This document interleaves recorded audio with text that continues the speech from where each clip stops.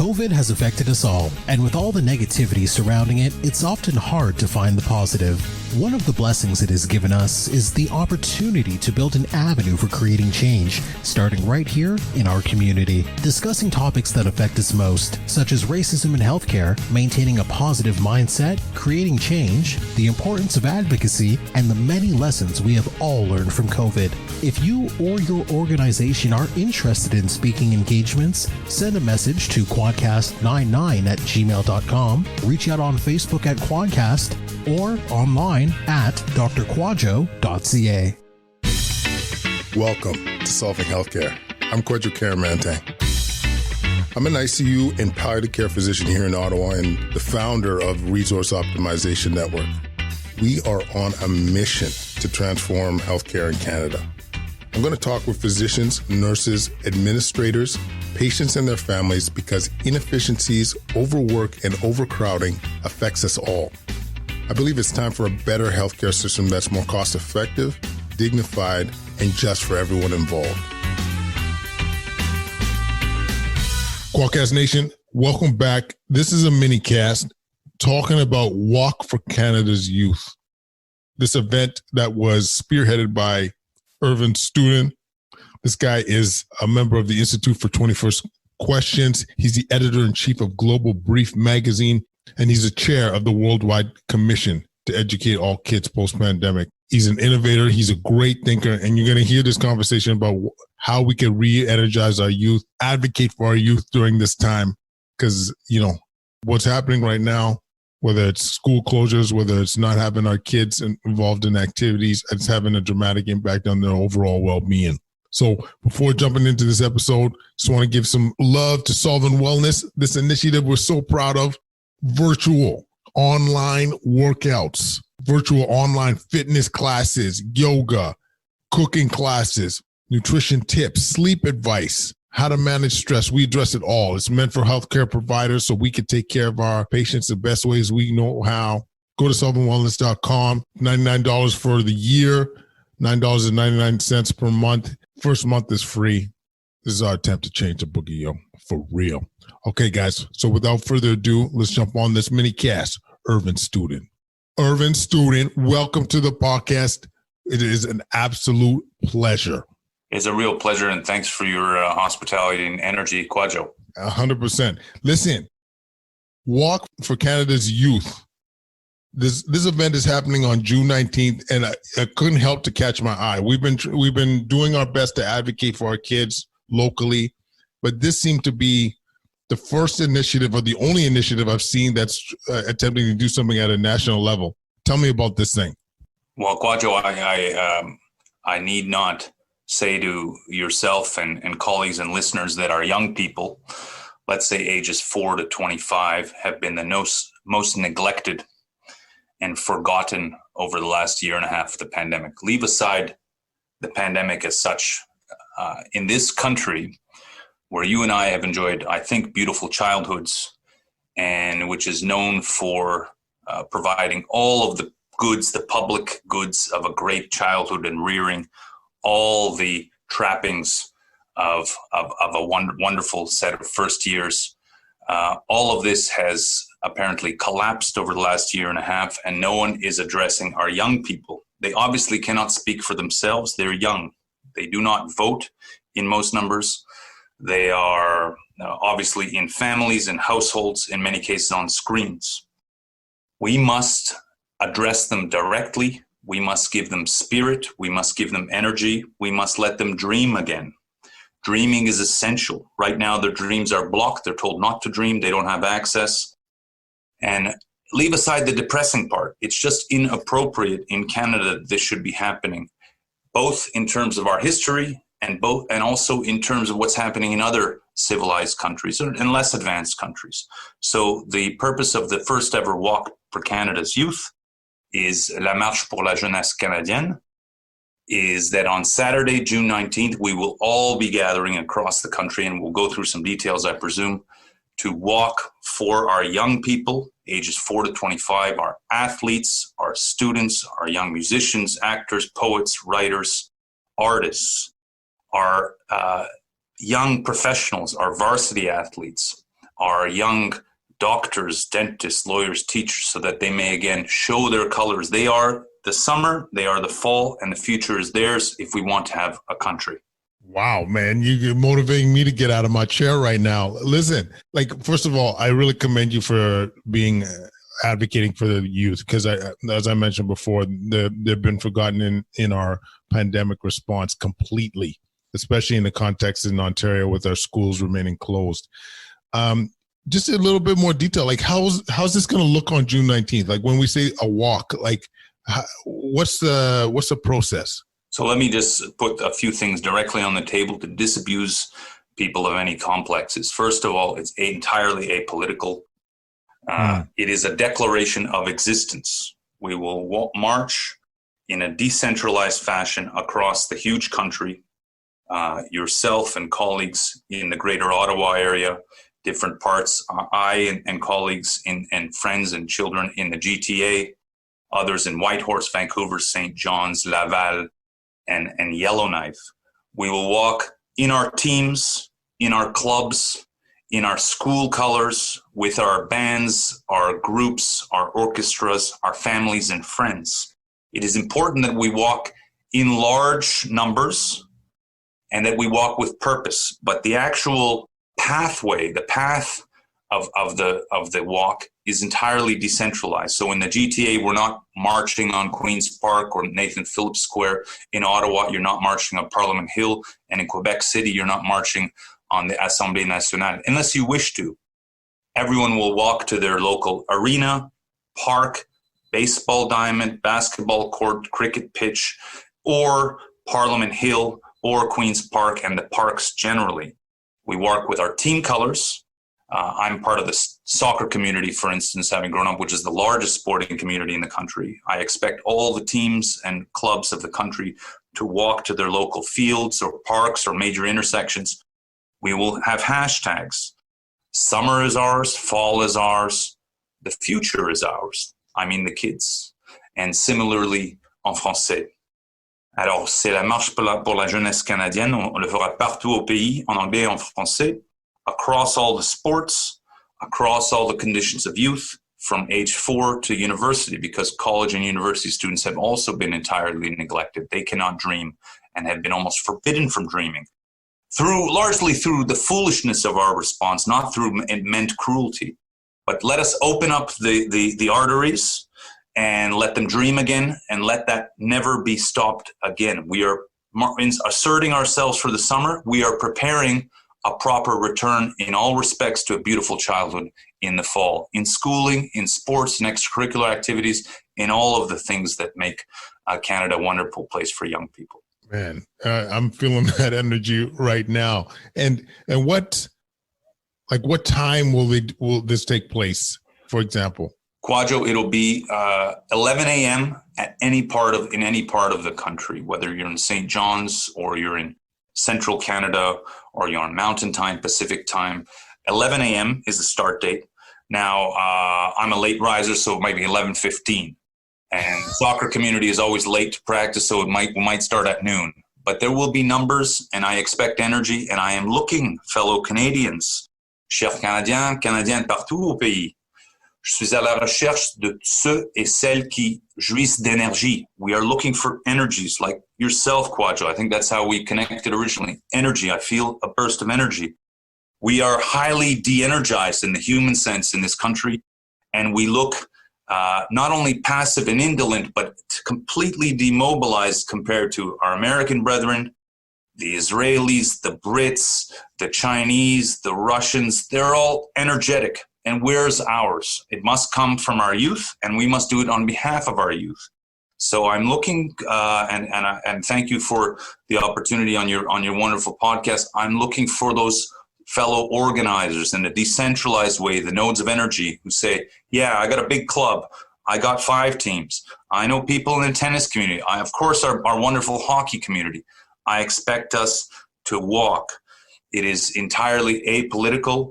It is a statement of existence of the massive constituency of young people across the country. And it is intended, of course, part of the choreography, implicit no less, is to change the plane of decision making from the virtual to the physical, where, of course, we live. We live and die in the physical.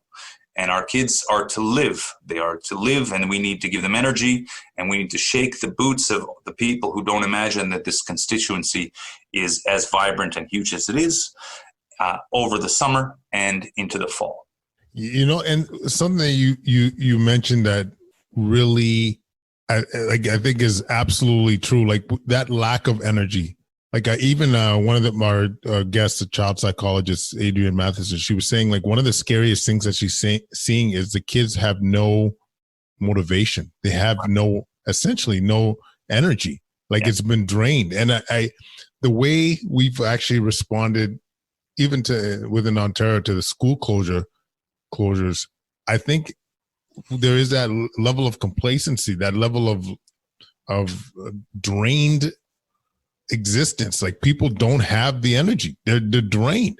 Yeah. And that's what I like about this is, hey, let's get that resurgence. Where's our spirit? Yeah. Where is that energy from who we truly are, and be humans again? And I think by doing something like this, you know, I hope it like spurs some more dialogue. It spurs some more advocacy, essentially, because what's happening right now is, as far as I'm concerned, is crazy the way we've dealt with our youth. Right. I'm with you 100%. And perhaps I'd even go further, as I mentioned, by phone. I think in respect of our youth, we are, unfortunately, in a dark place in terms of public policy decision-making. Some of it, in my view, borders on the criminal. But short of that, complete negligence or unthinking. And how can we do that in such a wonderful country where we've always loved our kids? Everyone loves being a kid here. But we cannot say to people on the outside, come to Canada, we will guarantee that your child will not get an education. Come to Canada, we guarantee that your child will not be able to play sports in the summer or winter. Come to Canada and we'll make sure that 200,000 kids are not going to school at all, even when we proclaim that people are virtual or in online schooling. Come to Canada, and by the time you're 2025, we will make sure you have no dreams at all. That is the exact opposite of what we are. That is the exact opposite of why our parents came to Canada and people come to Canada. And it is unforgivable for parents, of course, to oversee that type of childhood. So we need to reverse that energy. Sane minds will prevail. We will shake the boots of our decision makers who are also in a strange place. They themselves are depressed, de-energized, demobilized. We need to bring them back to what they understood perfectly well in early 2020, late 2019. Everyone understood that. Summer's for the children. Schools are for the children. The future's for the children. And the children themselves, you're right, they're depressed, demobilized, and we have begun to glorify sleep. You know, sit, be calm, glorify until you're in mid-20s, at which point you're in a dark place in life. You really have nowhere to go with no energy. So we give them a burst of energy. We hope the arteries clear, and we reassert optimism and dreaming and the Canadian way. I love it. And honestly, Irvin, where do you see it going? Like, say, like if you were to prophesize post-March, do you think this could be that really that catalyst that could start that conversation, re-spark that motivation within our youth, and not only our youth, to be honest with you, like even the decision makers and the adults in this world? Like, I think that's the potential beauty of this thing, is that yes, it could re-energize some of our youth, but I think that could have also some trickle down effect to some of people our age and older, and once again those decision makers. Absolutely. I mean, one of the things I think people have underestimated or not realized at all during the pandemic is we as a country have lost our rhythm. We've lost the rhythm of life. We don't know whether it's Monday or Tuesday or when the working day ends or starts. We don't know whether it's nighttime or morning time. When does vacation start? What is a weekend versus a weekday? All of these things were plain.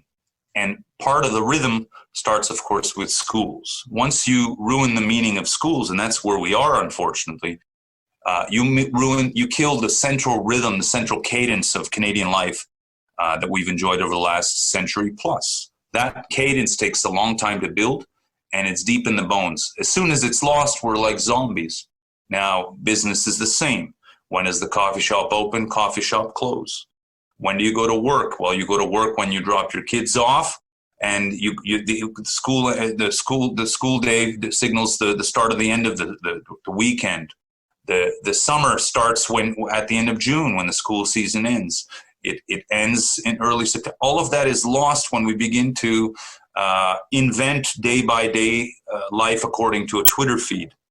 But that oversees or masquerades large-scale disintegration of energy, disintegration of institutions, quality of life. And before long, we're tweeting, we're Facebooking, but physical life is again disintegrating. And for the youth, it's unforgivable. They are the source of the energy. They are the future. We must protect them. And I'm not talking about COVID. I'm talking about protect them and prepare them for what's to come.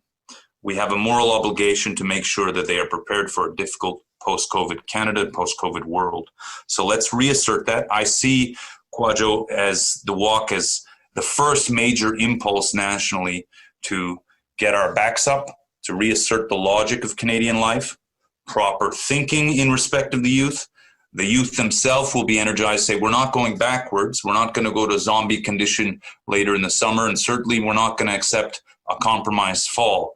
In the fall, my expectation, and here I speak to decision makers, is that we pivot towards absolutely spiritful, contentful, excellent education without condition or compromise. We have to double down on that like a national mission because we're so behind. So this is the beginning of a larger choreography, but it is, of course, intended to fulfill, I think, an adult duty to our youngest. Man, I love it. Well, you said too, I really hope comes to fruition, like proper decision making. This is something that I personally have an interest in general when it comes to decision making, especially within medicine. But what I have witnessed as somebody that is late to the advocacy game is, wow, these decision making has not been data driven. It's been too much on the political side. And I mean, I can't think of a better way to put it. It's like, I feel like we've lost our minds. I feel like we've lost our way. We've lost our values. Like, or if we, or I don't know if we lost our values or we just are not paying attention to our values. Or maybe our values are like, who cares for the kids? But that's not the way you and I were raised. That's not the way most Canadians were raised. That's right. That's right. None of this would be acceptable or even thinkable for any Canadian raised over the last several decades in what I think is one of the most wonderful countries in the world. Mm. And you're right. We've lost our mind in the sense of the disorientation that I suggested now prevails. We don't know which way is right, which way is left. So that when I say, this is one of the things that bothers me most, that there are 200,000 Canadian kids not in school at all, neither in physical nor virtual, it's a catastrophe. And yet in the blur of this disorientation, it means nothing. 20%, 25% effective unemployment means nothing. Kids disintegrating with no schooling, no extracurricular activities, no energy means nothing. We need to reassert the rhythm of the daily day, of the daily grind. The summer, the seasons, institutions, our vocabulary needs to change. No more contentless sentimentality, no more zombie language. It must be purposive, deliberate, and consequential.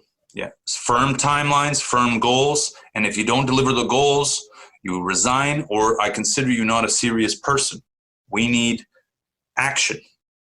For the kids, we need mobilization. We don't need more what I call Twitter and princesses and princes. We need action on the ground, door to door.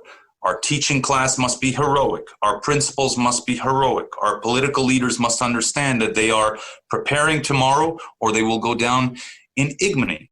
The same in the sports community. We have a brilliant hockey community. Where are they? I expect them to come out in mass because you are a part of the national identity. The teams, the clubs, This is for you. The soccer community, huge. The tennis community, the cricket, the basketball community, the volleyball, the rugby. I'll even allow a few bowlers to come out. But no more than two bowling clubs. Lawn bowling. One lawn bowling club maximum. Our track stars, our rugby players, our golfers, our tennis players, out. I love you all. I live to hear that rhythm of play, of competition, of work, of preparation, of strategy, of thinking, of disappointment, of glory. All of these things are so obvious. It's just that Kwadwo, over the last year and a half, if I may, we have collapsed as a country, particularly our political decision-making professional elites have collapsed under pressure, and we've proven ourselves to not be an extremely reflective and thinking bunch in the main compared to other countries. Untested, we've failed with the test. Now, we've not collapsed, but next time we will collapse, and we may yet collapse. So we need to heroically remobilize, right? Think across all the systems. In my view, COVID is by now the minor, I repeat, of about 6 or 7 crises in our country. We need to mobilize on all fronts. Other countries are way ahead of us. And if we don't get our young people ready, they will get destroyed by these other countries that have invested or overinvested in education, in preparation, because they know what it means to not be prepared for tomorrow. Yeah. And, having that foresight at this point is what we need our leaders to what we need from our leaders to really think about how our kids, their education, their physical health, their overall well-being, their spirit, all this stuff leads to the betterment of our country. And we don't want to, as you said, we don't want to lag behind. And moreover, we just want to provide our kids with the best care, the best future that we can. And I commend you, Irvin, for really spearheading this thing. And once again, let's just recap for people the date, time, just so that we got this right and really get the people motivated to do this. So Kwadwo, thank you again for the opportunity, for your own energy. On Saturday, June the 19th, across the country, Canadians, chers Canadiens, Canadiennes, partout au pays, la toute première marche pour la jeunesse canadienne, the first ever walk for Canada's youth. I'm calling on all young Canadians ages 4 to 25. Let's even make it 4 to 26, 27, or 3 to 27. All athletes, all sportsmen and sportswomen, all teams, clubs, societies, soccer players, hockey players, cricketers, basketball players, volleyball players, curlers, chess players. I want the musicians out, our bands, our orchestras. I want the young artists, writers, actors, poets. I want them out, but you must come out not just for a stroll for yourself. This is a public energization, as it were. It's a declaration of existence, and we're not going backwards. We exist. We're huge. We're giving energy and optimism. You come in your team colors, in your club colors. March with your fellow teammates, 20 at a time, with your coaches, with your families. Social distance as you see fit. That's not the point. We are walking together outside, and we are walking to designated spots organized by leaders in a decentralized way across this marvelous country. So in Ottawa, which has a fantastic sports community, very sophisticated, I know it well, I expect Gloucester to come out. I expect Nepean to come out. I expect the teams to come out in their colors, led and organized, and I expect you to tweet, take pictures. The hashtags are there. Hashtag the fall is ours. Hashtag summer is ours. Hashtag future is ours. And l'équivalent en français. Everything has been tweeted several times. Keep tweeting that out and prepare. 11 a.m. across the country, Eastern Standard Time, Mountain Time, Pacific Time, Maritimes, and so on. And do what you want when you get to your final point. Bring your soccer ball, have a game, juggle, play with your teammates, play your instruments when you get to the park. Go to a major intersection, get horns honking, do your thing, and let the young people never again in this country, ever again be put in a box, right? And after that, let's prepare them for what's to come. Better than ever. We have a big lag to make up, and then we double down on excellent spirit. I love it. I love it. Thank you so much for joining us. Thank you for your energy. Thank you for your advocacy. And what we call it on the show, when someone comes on like this, we call it changing the boogie, changing the narrative, changing the landscape. Starts with a conversation. And you're doing much more than that, Irvin. So thank you so much for joining us. Kwadwo, it's a pleasure, and have a great weekend. You too. Kwadcast Nation, thanks for listening to this episode. You can follow us on Instagram, YouTube, Facebook, Twitter at Kwadcast. Leave any comments at kwadcast99@gmail.com. Check it. Leave us that 5-star ratings on iTunes, baby. Helps with the visibility. Leave a review if you feel like it too. Pow! Check it. Solving Wellness, solvingwellness.com. Be part of the movement, y'all. Healthcare providers. We're going to change that mindset, physical health, your mental health. We're going to reduce burnout together. And lastly, have a great rest of your week. Kwadcast Nation, thanks so much for listening. Peace.